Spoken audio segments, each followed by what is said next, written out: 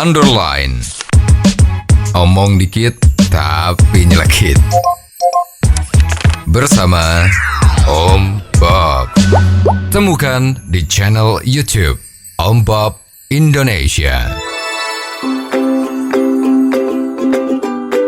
Om Bob, wacana penerapan pajak judi online ini menuai sejumlah kritikan. Bagaimana Om Bob menggarisbawahi masalah ini? Judi online itu sebetulnya ya mirip dengan judi-judi yang bukan online ya. Jadi artinya di sini kan terjadi banyak orang yang adu nasib. Keberuntungannya itu nggak pakai keringat tetapi pakai keberanian untuk menebak ya macam-macam itu ya. Memang ini penyakit dari zaman dulu ya. Ribuan tahun yang sekarang ini udah usianya ya kira-kira lebih dari 1000 tahun tuh orang udah judi gitu ya. Dan dari dulu memang untuk negara-negara yang berkembang itu memang menjadi dilema ya. Judi ini kalau menurut pelajaran agama ini kan nggak benar gitu. Tapi ya ada juga yang ngomong ya. Sebetulnya bisnis itu kan juga semacam dalam tanda petik ya, itu kan semacam judi kan. Ya misalnya sekarang komoditi ya, batu bara misalnya ya. Sekarang kelihatannya kok harga batu bara itu akan naik terus. Wah, terus kita beli batu bara beratus-ratus apa juta ton ya.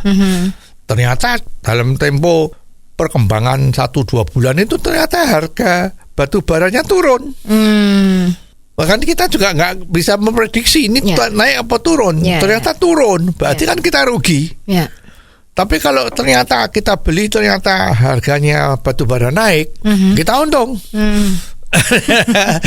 Jadi sebetulnya antara judi sama bukan judi itu ada kemiripan ya. Cuman kalau permainan judi apalagi online itu nasibnya ditentukan dalam waktu yang cepat. Ya sekejap, 1 menit 2 menit semalam itu udah ketahuan untung atau rugi. Tapi kalau yang namanya bisnis atau perdagangan itu waktunya agak panjang. Sebulan 2 bulan seminggu ya. Bayangin itu kalau misalnya harga emas itu hampir tiap menit berubah. Ya, jadi kalau kita mau dagang emas, sekarang yang lagi tren juga seperti itu kan, bursa emas, harga emas. Lah itu kita mempunyai prediksi harga akan naik, maka kita beli dulu. Nah, kalau ternyata tidak naik gimana atau turun, ya rugi, ya kan? Nah, kalau kita merasa ini harga emas akan turun, nah ini kita jual dulu. Ya, jadi kalau betul-betul turun, nah kita untung. Nah ini kan mirip ya. Nah, jadi sulit ya untuk dikatakan judi definisinya itu sekarang agak perkembangan zaman ini menjadi sulit. Nah sekarang kan ada wacana dari pejabat kita ya. Karena judi online kemarin itu diberitakan kan begitu hebatnya kan, omsetnya triliunan dalam sebulan. Itu dan yang mempunyai situs judi online itu kan banyak sekali, kalau nggak salah itu ada 300 atau 3.000 itu ya. Dan kemarin Menteri Kominfo kita kan mengatakan dalam seminggu akan dibabat habis. Betul. Apa bisa?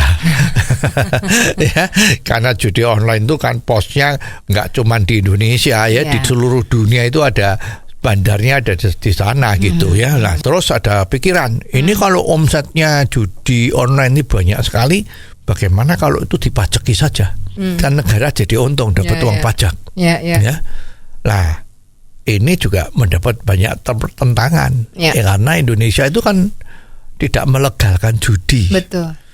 Kalau ini sempat dimintain pajak kan berarti negara melegalkan judi. Betul. Nah, seperti kita ketahui sekarang rasanya di Asia Tenggara ini yang tetap bertahan tidak mau melegalkan judi itu kan cuma Indonesia. Singapura sudah ya judi bebas ya. Malaysia yang negara Islam juga ada ya judi ya. Thailand, Vietnam ya, Makau, bahkan Jepang itu semua judi dilegalkan. Tinggal Indonesia yang tidak. Ya, nah sekarang perlu dipikirkan. Zaman dulu itu Indonesia pernah ya melegalkan judi. Ya, waktu itu zamannya Gubernur Bang Ali di Jakarta, itu judi dilegalkan. Ya. Ya, kalau nggak salah tuh namanya ada kasino Copacabana. Terus ada permainan Bawi macam-macam itu di petak 9 ya, Chinatown sana ya. Itu ramainya setengah mati ya. Dan pajaknya tuh besar sekali. Dan pajaknya itu sampai hari ini masih ada kenang-kenangan. Yaitu hasil pajak judi dulu itu sama Bang Ali dijadikan proyek MH Tamrin. Ya, jadi sangat besar kemungkinan Jalan Tamrin sekarang ini ya hasilnya dari pajak judi dulu itu ya. Dulu kan Indonesia kan terkenal yang namanya itu the big village. Ya, desa yang besar lah. Nah, dengan adanya Bang Ali yang berani mengambil putusan yang kontroversial tadi itu, nah, ternyata Jakarta bisa berubah jadi bagus. Ya, nah mungkin wacana dari pejabat kita itu juga mikir seperti itu. Daripada pajaknya itu nggak masuk dan hanya keuntungan dari judi tadi itu hanya dimakan oleh para bandar-bandar, kenapa tidak kita ambil? Toh pemberantasannya judi itu susah. Ya lah, juga perlu kita pikirkan. Dari dulu itu wacana-wacana mau buka judi dilegalkan itu udah sering bunyi ya.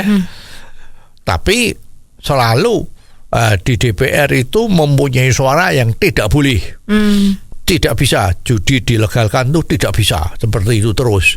Nah, kita nggak ngerti ada apa ini ya.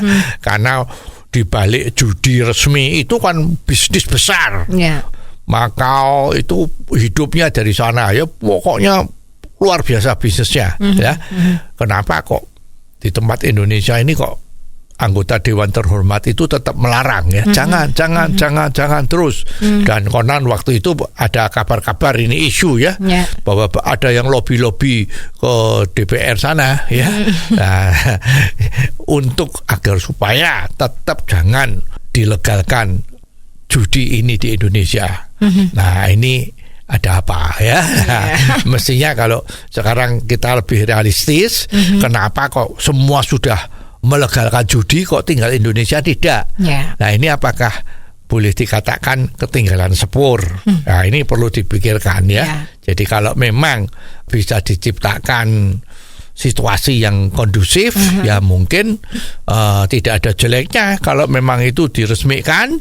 Bahkan bila perlu ada yang namanya lotre nasional, ya. Bila perlu kalau mau mengembangkan sepak bola itu ada toto sepak bola, itu juga bisa sangat membantu agar supaya kekurangan dana itu bisa ditutup dari pajak-pajak yang resmi seperti itu. Oh, jadi begitu ya Om Bob. Jelas deh sekarang. Terima kasih Om Bob untuk waktunya. Sampai ketemu lagi di waktu yang akan datang. Underline. Omong dikit tapi nyelekit. Bersama Om Bob. Jika Anda suka dengan channel ini, jangan lupa subscribe, like, dan komen.